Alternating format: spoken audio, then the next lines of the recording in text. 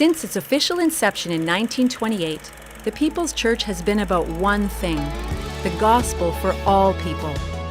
Staying true to who we are as a church has led to us being innovative in how we share the timeless message of Jesus with an ever-changing world. Both at home or abroad, with each generation of our church, we have witnessed God's unwavering faithfulness every time we have stepped out in obedience. Our founder, Oswald Smith, was passionate about taking Jesus to those who had never heard him before. Why should anyone hear the gospel twice before everyone has heard it once? Oswald Smith divided his time between Toronto, where he lived and preached, and traveling to dozens of countries conducting evangelistic meetings, speaking on faith promise, and raising up missionaries. The passion that God gave him was infectious, and many thousands responded to his messages. When Paul Smith, Oswald's youngest son, became pastor in 1959, he continued the pioneering legacy of his father in a new era. This led to the opening of a Christian school, still in operation today, along with a ranch where countless boys and girls came to know Jesus through a vibrant outdoor summer camp experience. Paul also led our church into the spheres of media and technology. He believed in utilizing the latest tools to reach as many people as possible with the gospel. He was known for some time as the telephone pastor because of his innovative use of telephones in delivering spoken gospel messages to people. Many thousands of people have tuned in to the television program. Welcome to the People's Church Telecast. But the platform that has lasted the longest from his tenure was the television ministry born in his era. That ministry was known as the People's Worship Hour, and then Living Truth, and continues today, spreading the gospel and changing lives around the world through television, radio, and digital media with clear biblical teaching. There are many highlights from our 90 years, so we sat down with three of our lead pastors to get their perspective on the People's Church. I want to start by wishing you all a happy 90th birthday. I'm thinking, though, that this must be a first of some sort, having three People's Church pastors under one roof at the same time. John Hull, Charles Price, and Brett McBride all here at the same time. Kind of a special thing, I think.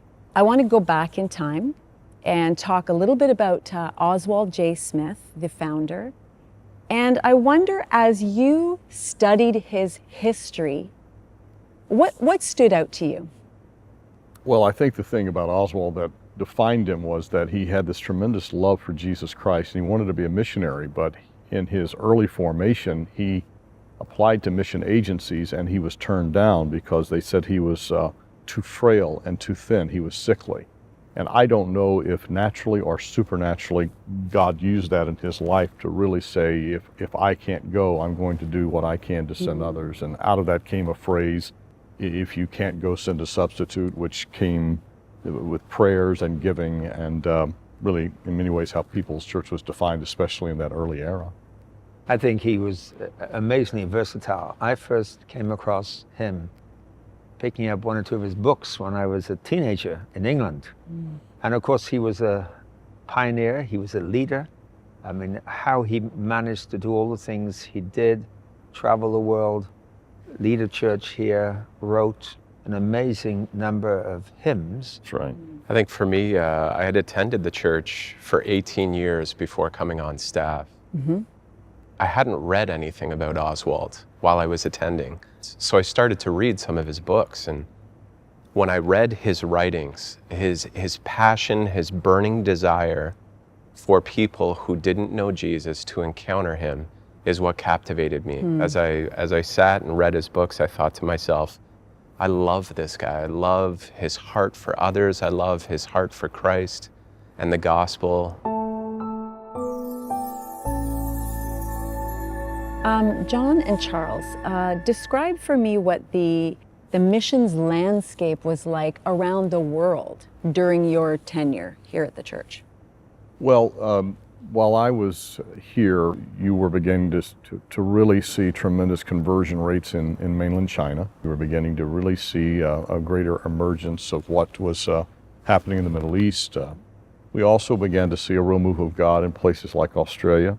And then what God was doing in the African continent, and daily conversions and daily baptisms. And when I came here, we talked a lot about the 1040 window, latitude and longitude across North Africa and the Middle East. I think back in the days this church was founded, missions was very much the West to the rest. And so people were sent out from Western countries to evangelize what were basically unevangelized regions of the world. That, of course, has changed.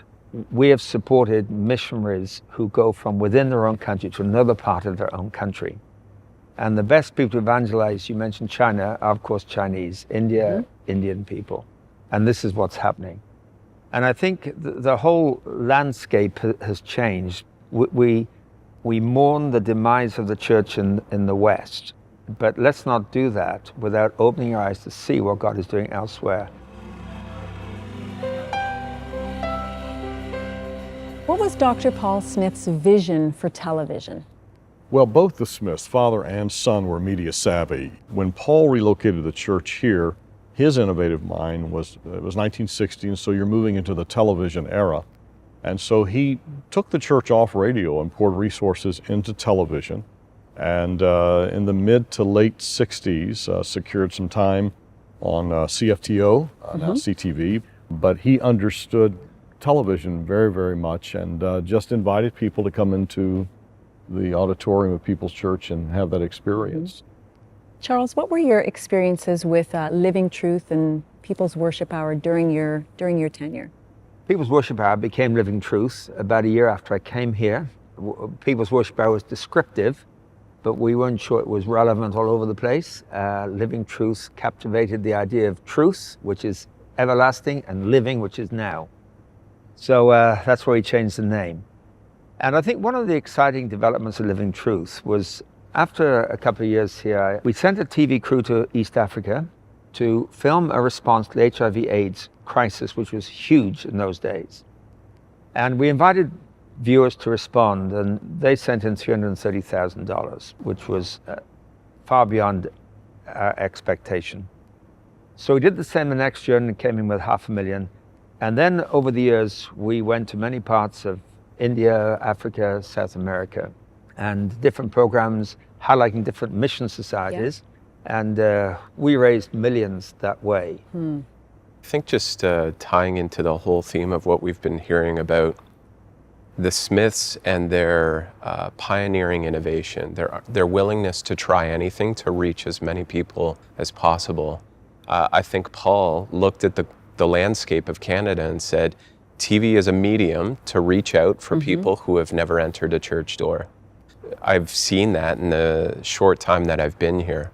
And we get constant letters and communication from our broadcast congregation that this is their church. They tune in and feel very much a part of our family, and we view them that way. The People's Church coming here literally changed the trajectory of my life. And I will always be profoundly grateful for the love of the Canadian people, Torontonians, and for the love that this church gave me.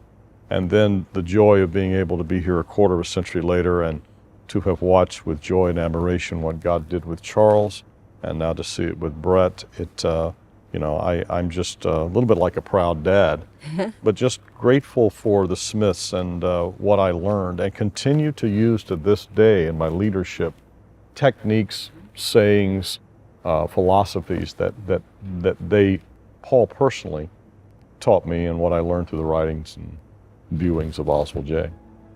John, Charles, Brett, it's been wonderful to chat with you today. We're looking forward to what God has in store for what's next. And I just want to end by saying once again, a very happy birthday to the People's Church. Happy 90th birthday.